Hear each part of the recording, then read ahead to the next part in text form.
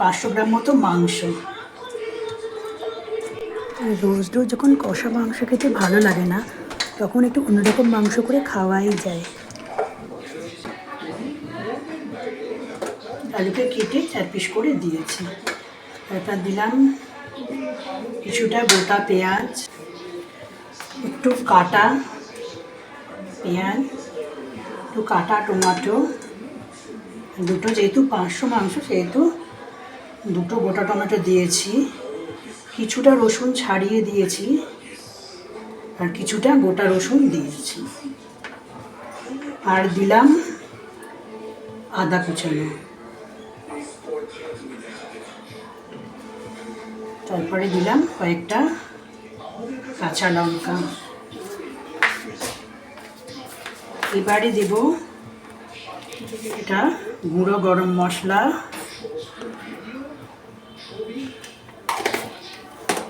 আর তারপরে দেব একটু জল।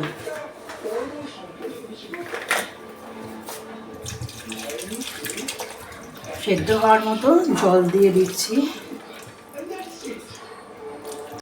আমি এখানে রাইস বার্ন অয়েল ব্যবহার করেছি, আপনারা তাহলে মাখন, ঘি বা সাদা তেলও ব্যবহার করতে পারেন। পরিমাণ মতো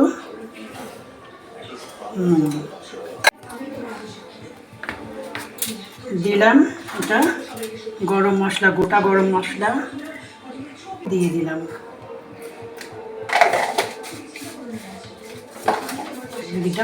দুটো তেজপাতা এটি দিয়েছি। এবারে আমি এটা বসিয়ে দিলাম, মাঝখানে বসিয়ে দিলাম।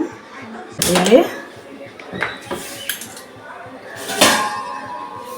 চাপা দিয়ে দিলাম। এটা গ্যাসটা আমি একটু জোরে দিলাম, এখন পরে কমিয়ে দেব। দেখো এবারে ফুটতে শুরু করেছে, তো তখন যেটা দিইনি, এখন একটু সামান্য রঙটা হওয়ার জন্য একটু সামান্য একটু হলুদ দিলাম।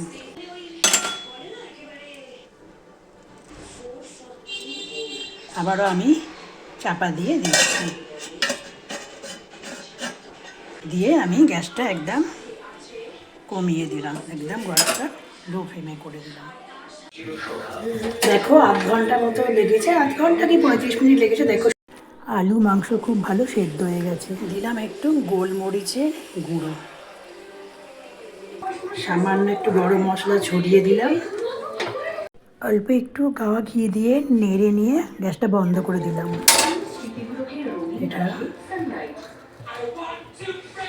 এটা থাক, 5-10 মিনিট চাপা দিয়ে আমি তারপরে খুলে নেব, নামিয়ে নেব।